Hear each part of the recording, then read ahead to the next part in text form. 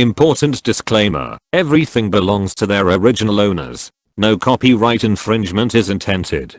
This content has only been uploaded for entertainment and academic purposes. This paper can be found online freely on Google Scholar. Thank you, and enjoy the science. Preserving biodiversity, species, ecosystems, or landscapes. Jerry F. Franklin. Abstract. Efforts to preserve biological diversity must focus increasingly at the ecosystem level, because of the immense number of species, the majority of which are currently unknown. An ecosystem approach is also the only way to conserve processes and habitats, such as forest canopies, below-ground habitats, and hyporheic zones, that, with their constituent species, are poorly known. Continued concern with species is essential, however. Landscape-level issues also need much greater attention. Designing an appropriate system of habitat reserves is one landscape-level concern. Understanding and appropriately manipulating the landscape matrix is at least equal in importance to reserves issues. However, since the matrix itself is important in maintaining diversity, influences the effectiveness of reserves, and controls landscape connectivity. Keywords: below-ground habitats, design of conservation reserves, forest canopies, diroic megafauna, hyporheic zones, landscape connectivity, landscape matrix, national parks and wilderness areas, vertebrates and vascular plants versus invertebrates and small organisms. The vast majority of past and current efforts to pre-manly species. Why? First and foremost, for preserve biological diversity have focused upon species. Typical reasons: there are simply too many species to subspecies and populations. This is certainly true of handle on a species by species approach. Such actions that have been taken under the endangered approach will fail as it will quickly exhaust 1. The Time Species Act, ESA. Yet, for several decades we have available 2. Our financial resources, 3. Societal per discuss the need for alternative approaches to the TNs, and 4. Scientific knowledge. This will happen maintenance of biological diversity, most commonly long before we have even begun making serious progress approach oriented toward ecosystems. Rather than rest on this task, species. With the pending debate over reauthorization larger scale approaches at the levels of ecosystems of ESA, proposals to shift emphasis from species to and landscapes are the only way to conserve the over ecosystems have taken on new intensity whelming mass the millions of species of existing in this forum. I outline some of the reasons why biodiversity, specifically included is that large array of ecosystems, and even landscapes, need to receive more what are sometimes called lesser organisms, but might attention in efforts to preserve biological diversity. In better be referred to as smaller organisms such as included is the fundamental impossibility of dealing with invertebrates, fungi, and bacteria. Wilson 1986. It is more than a small fraction of existing diversity on these physically smaller, but overwhelmingly more species basis, as well as the need to move beyond conmerous element of diversity, that carry out critical conservation strategies based upon reserve and corridor ecosystem functions, such as decomposition and new concepts. It is not my contention that we should abandon trojan fixation based upon a very conservative ested and species-based efforts, but, rather, that we should mate of 5 million species. Vertebrates make up 1%. Understand the limitations of this approach as we graph invertebrates and vascular plants together only -5% play with the immense and pressing task of preserving of the total array of species, while invertebrates will as much biological diversity as possible. In developing probably compose 90% of the total. Yet the vast myth these views I have been strongly influenced by majority of these taxa are unknown, and, in a practical experiences with research natural areas, old growth sense, unknowable. They will be conserved only as forest ecosystems and landscapes, and conservation of ecosystems are conserved. Interior forest species, such as the northern spotted, these smaller organisms are the greater measure of owl, Strix occidentalis, and most recently as diversity, yet we have largely ignored them. I suspect bare of the congressionally chartered scientific panel many of us assume that, somehow, most such organ and late successional forest ecosystems, 199, 1, isms are either tolerant of human activities or readily capable of recolonizing eliminated habitats, logic and considerable evidence to the contrary. I contend that we cannot even come close to attaining organisms such as insects and fungi are not necessary goal of preserving biological diversity, let alone necessarily more resistant to human impacts or more affect sustainability. If we continue to focus our efforts pre-type dispersers than vertebrates and vascular plants, we can and do lose such species from disturbed sites, and these losses have negative consequences for sus manuscript received the 24th of July 1990 to attainability. See, for instance, Perry 1989. We must pay more attention to these smaller organisms if our efforts to maintain biodiversity and conserve ecosystems are to have the desired result. The ecosystem approach is also the only way to conserve organisms and processes in poorly known or unknown habitats and ecological subsystems. There are many examples from ecological science of the richness of previously unappreciated habitats, such as forest canopies, below-ground subsystems, and the hyporheic zones. Canopies of natural forests in both tropical and temperate regions are proving to be incredibly rich in species, as shown by scientists such as Irwin, 1986, and Showalter, 1989. Indeed, Irwin's collections of invertebrates following the gassing of tropical forest canopies have led to greatly expanded estimates of the number of species. Showalter has shown how Elgerath pseudotsugam in ZCI forest canopies not only have many more invertebrate species, but also a very different functional balance than exists in adjacent plantations. Invertebrate predators and parasites are extremely abundant in the old growth forest, while plant herbivores overwhelmingly dominate the invertebrate communities in the plantations. Below-ground ecosubsystems are proving to be intensely dynamic and extremely diverse in species. Harris, 1980. They are also rich assemblages of spatially complex communities, anything but the homogeneous habitat that many imagine. These subsystems are highly dependent upon copious, continuing energy supplies from the photosynthetically active vascular plants. It is increasingly understood that it is not just the soil that supports the vascular plants, but, at least equally, the plants that function as the life support system for the soil.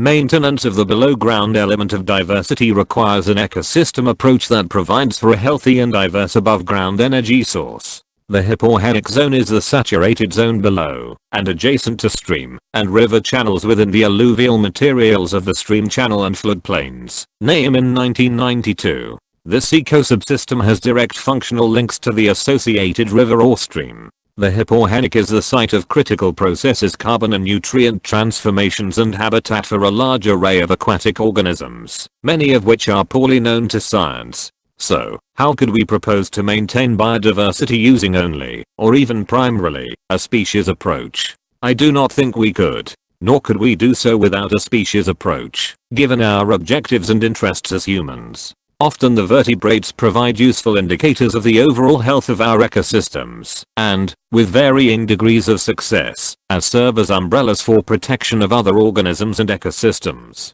We humans also relate well to fur, feathers, and, sometimes, scales, so the vertebrates are biodiversity attention getters and legal levers. Further, the heroic megafauna provide us with inspiration and enrich our lives. But if we truly intend to maintain a significant component of existing biological diversity, we should not allow this concern for species, especially heroic and beautiful species, to obscure our larger task, nor should we let approaches relevant primarily to vertebrates confuse us as to what strategies are essential to conserving the bulk of biological diversity. Finally, I have one additional comment on the species approach. I find it fascinating that conservation biologists who would not for a moment consider a species approach to the conservation of biological diversity in tropical rainforests will defend such a strategy for the temperate regions.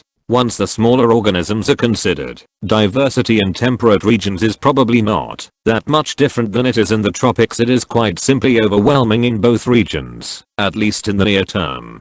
To achieve our objective of conserving the vast majority of biological diversity, it is critical that we plan and assess at the level of landscapes and regions as well as ecosystems. This is a complex issue that includes the development of an appropriate system of habitat preserves with greatly expanded attention to conditions in the landscape matrix, the complex of semi-natural and domesticated lands within which most reserve systems will be embedded. Habitat reserves are an essential element in any comprehensive program to conserve biological diversity for the foreseeable future. The objective in designing a reserve system is to try to ensure that the reserves are sufficient in number and size and appropriately distributed over the landscape in terms of geography and ecosystem type. The focus and accomplishments of conservationists with regard to reserve systems leave much to be desired, and academic scientists have significantly contributed to suboptimal approaches. In my opinion, conservation biology has focused primarily upon large reserves to accommodate wide-ranging species, and not enough on the need for small and medium-sized areas at much closer spacings. Many elements of diversity are not capable of responding to a coarse-textured reserve system of large, but widely spaced reserves. This loss, single large or several small, debate over appropriate reserve systems is proving to be not only irrelevant, but also misleading, as we turn from the heroic megafauna to considering the dominant components of biological diversity, the smaller organisms. At least this has been our experience in the Pacific Northwest. Furthermore, reserve efforts have focused too heavily on wild and aesthetically pleasing landscapes, which 201 Jerky F. Franklin FC, IAG1:11, /ptigged, /il7, n. 2 probably do not do a good job of serving the bulk of biological diversity. For example, in the Pacific Northwest the diversity of forest vertebrates is strongly associated with elevation, Harris 1984, and, probably, ecosystem productivity. Yet, most reserved forests are at middle and high elevations, and not in the productive lowlands. Our system of national parks and wilderness areas is a beautiful one, but it does not appear to be the functional centerpiece of a strategy designed primarily to protect biological diversity. A much better geographic distribution and far higher representation of productive habitats and ecosystems would be required. Much of the emphasis on reserves for maintenance of biological diversity is appropriate. Native habitats are disappearing at a rapid rate. Saving some pieces has a high priority if we are to retain the species and the processes dependent upon them. In the Pacific Northwest it is highly probable that there are species and processes that depend upon old-growth forest as habitat. Over the short term, existing old-growth forests are our only source of reserves. Hence, decisions about the amount and distribution of late successional forest habitats have high priority. A comprehensive strategy for the conservation of biodiversity is going to require reserves areas where human disruption is minimized. And recent scientific judgments in the Pacific Northwest indicate that we are going to need more and better distributed reserves, generally of medium size, than previously believed. This is clearly reflected in recommendations by scientific panels to establish several million acres as habitat conservation areas, HCAs, for the northern spotted owl. Interagency Scientific Committee 1990, or late successional/old growth reserves for late successional forest ecosystems and species. Scientific Panel on Late Successional Forest Ecosystems 199. 1. However, reserves cannot be the only or even the primary strategy for maintaining biological diversity. There are many reasons for this, including the fact that we will never have enough large, well-distributed reserves.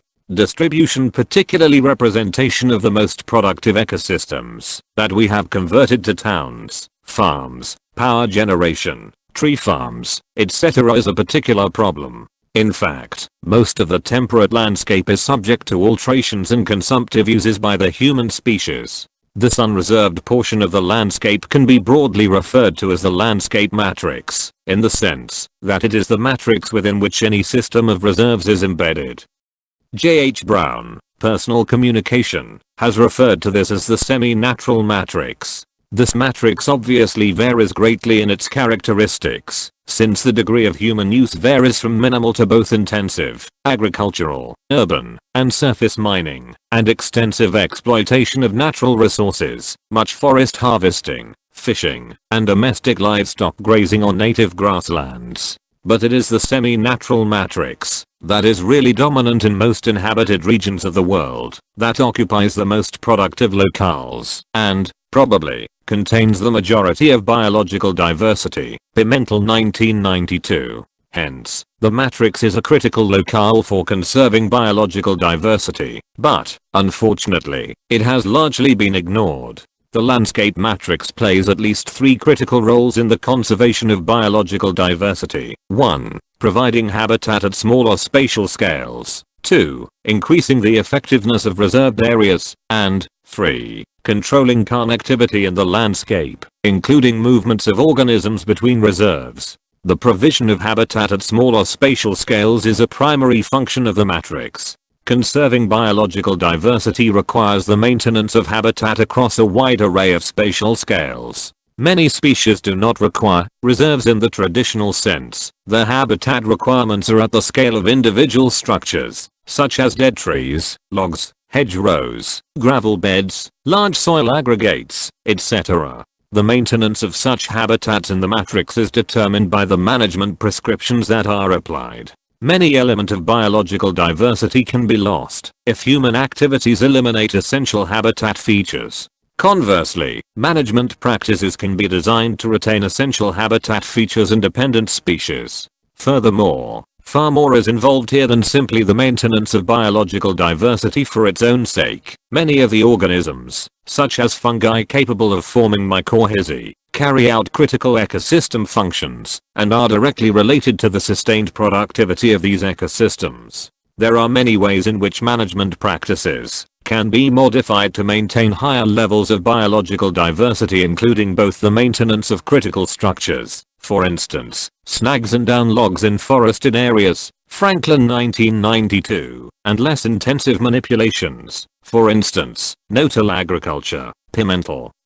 1992. The importance of the matrix in buffering reserves is well known. If a reserve is embedded in a matrix that is highly dissimilar, has a high contrast, a much larger reserved area is going to be required to achieve the same level of protection.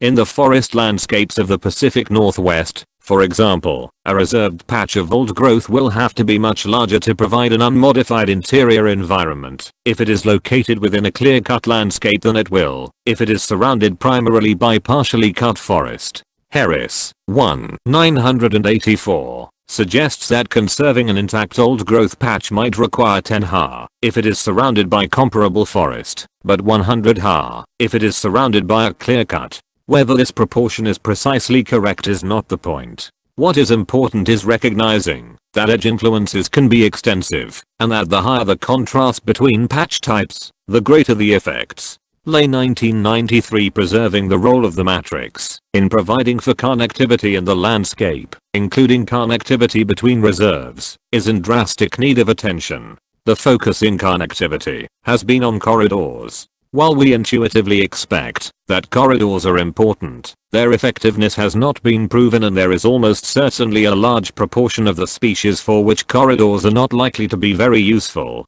Perhaps our obsession with corridors again reflects our bias toward vertebrates. I specifically want to note, however, that I view riparian corridors as having intrinsic merit for the services and protection they provide to aquatic ecosystems, regardless of their potential value as connectors for upland species. Management of the matrix offers us alternative approaches to corridors for facilitating connectivity in the landscape. Depending upon our management, we can either soften the matrix, making it less hostile for the dispersion of organisms, or enhance its lethality. In island biogeographic terms, we can think about making the sea between habitat islands shallower, perhaps providing stepping stones or haul-out areas, or, alternatively, deeper, full of sharks and deadly currents. In the Pacific Northwest, we are beginning to propose serious strategies for matrix modification in our forest landscapes, both to enhance connectivity for old growth organisms and to maintain critical habitat on smaller spatial scales. An outstanding example of the matrix modification approach is the 50-11-40 rule designed by the Interagency Scientific Committee 990 in their plan for conserving the northern spotted owl. In order to improve prospects for successful dispersion between major reserves, habitat conservation areas, the committee required, as part of their strategy, that at least 50% of the matrix be maintained in trees 1 inches, 28 centimeters, in diameter or larger, and with a 40 deg or canopy cover. The Scientific Panel on Late Successional Forest Ecosystems, 1991, in their report to Congress, went even further in recommending that minimal numbers of large trees, snags, and down logs be maintained in the matrix between old growth reserves in addition to 51-1-40 conditions. It should be apparent that the condition of the matrix is absolutely critical to overall landscape connectivity and, in most cases, will be the primary controller. Human activities can either produce very hostile conditions in the matrix, deep seas full of sharks, barren of food, lethal temperatures, etc. Or activities can be designed to enhance dispersion and in place survival of organisms. I emphasize the matrix because of its importance and the fact that it has been largely ignored in conservation biology. In this paper I have tried to indicate why we must increase our emphasis on ecosystem and landscape level approaches over species-based approaches if we truly intend to maintain the majority of existing biological diversity. Once we see beyond vertebrates and vascular plants to the far more numerous smaller organisms, the necessity for taking an ecosystem approach becomes apparent. The critical role of the landscape matrix in maintaining diversity and the reciprocal role of diversity in the sustained productivity of the lands and waters used by man also becomes apparent. Biodiversity is not a set-aside issue that can be physically isolated in few, or even many, reserves. All parties to the biodiversity debate, environmentalists and utilitarians, have had this same narrow view and have disagreed only on how much to reserve and where. I think that we need to put reserves and corridors and heroic megafauna in perspective. We must see the larger task stewardship of all of the species on all of the landscape, with every activity we undertake as human beings a task without spatial and temporal boundaries.